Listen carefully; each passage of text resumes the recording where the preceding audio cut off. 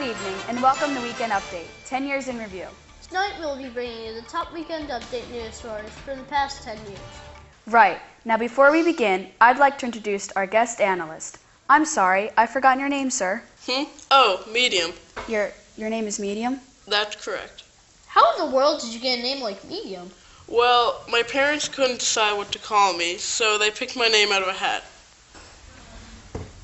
Medium, you used to make your living working at a fire hydrant factory. Is that correct?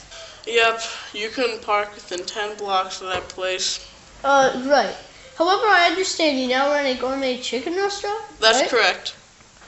Could you tell our audience how you prepare your chickens? Oh, we just sit them down, give them a cigar, and tell them they're going to die. Oh.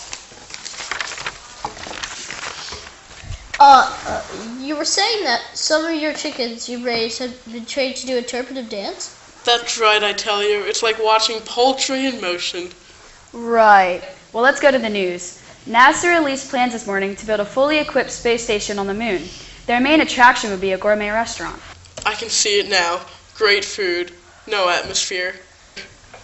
And the Parksdale Church Board released plans today for an emotional support group for middle-aged men experiencing hair loss. They close every meeting with the benediction, "Go and sin no more." A thief broke into the local police station this morning and stole all the toilets. A police spokesperson was quoted as saying they have absolutely nothing to go on. If you plan on attending service Sunday morning, be forewarned that the church has been experiencing minor difficulties with its heating system. Pastor Tom reports that many are cold, but few are frozen.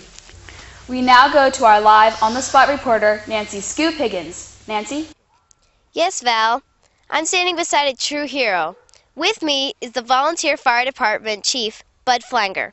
Earlier today, when the fire department's forces were unable to bring a fire in a farmer's field under control, Bud bravely drove the volunteer fire department's beat-up old truck onto the field and into the middle of the fire.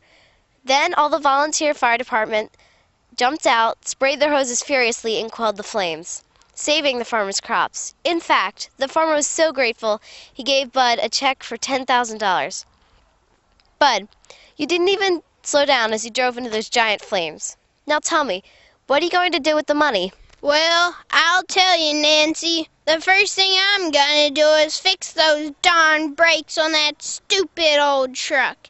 It near got us all killed. Yes, well, back to you, Valençal. Tragedy almost struck today in downtown Wilmington when Bill White was taking a tour of an optician's office and accidentally backed into the lens grinding machine. Fortunately, he was not seriously hurt. Yes, he just made a spectacle of himself. And in bizarre coincidence, a butcher at Save On Foods had a similar experience as he inadvertently backed into his meat grinder. Nothing much happened except he got a little behind in his orders. And police arrested two teens yesterday, one who's drinking battery acid and the other eating fireworks. They charged one and let off the other. In a world of science, the geneticist Hubert Jones actually found a method to clone himself last week. Unfortunately, the clone had a few slight defects, including a nasty habit of coarse language. Dr. Jones got so sick of this vulgarity that he actually pushed the clone off the roof of his house.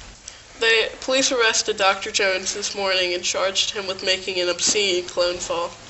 Something like that. We now go to our community correspondent in Newcastle, Samantha Sniffle, to keep us up to date on any interesting or important events happening there. Samantha? Thanks, Al. Back to you.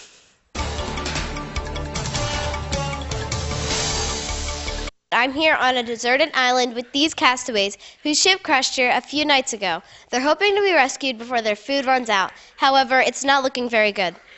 How do you all feel? This is hopeless. No one knows where we are.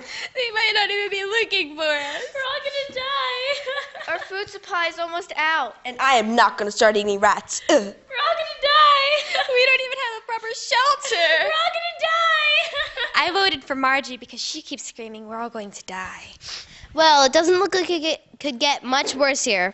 Oh, but it is. Here they come. Hey, there you guys are. You guys didn't hear the rest of our song. 2, 3, 4. Boil them cabbage down, boys. Turn those hotcakes around. The only song ever to sing was boil them cabbage down. Boil them cabbage down, boys. Yes, Valental, it's pretty bad here. Apparently these poor girls are stranded on a deserted island with the Smothers brothers. Please let us die.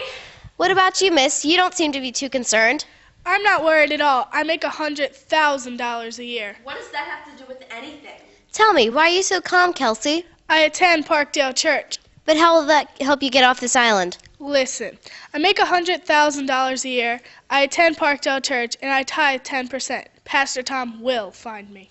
Well, there you go, Valental. Back to you. Thank you, Nancy. We would like to take this opportunity to advertise an employment opportunity for one of our sponsors who is interested in hiring a full-time telepath. You know where to reply.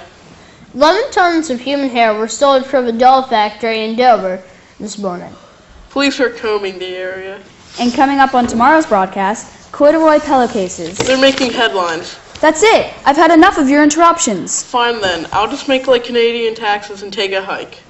No, Val, it's okay. We're almost done. Well, folks, that's our show for tonight. Good evening, and don't forget to check your mailboxes for the Oscar Mayer sweepstakes. That's right. You may already be a wiener.